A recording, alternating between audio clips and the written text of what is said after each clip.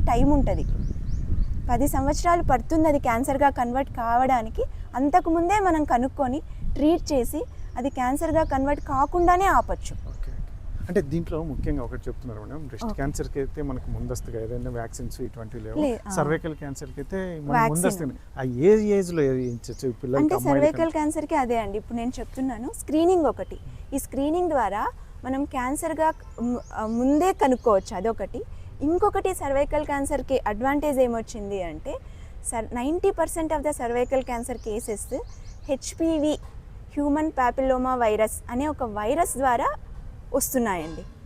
అది sexually transmitted virus.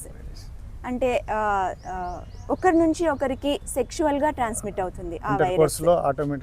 అది ఒకరి నుంచి ఒకటి వస్తుంది. అది చాలా కామన్ వైరస్ అండి. ఇప్పుడు మనకి ఆ వైరస్కి వ్యాక్సిన్ ఉంది. ఆ వ్యాక్సిన్ దాన్ని హెచ్పివి వ్యాక్సిన్ అంటాం మనం.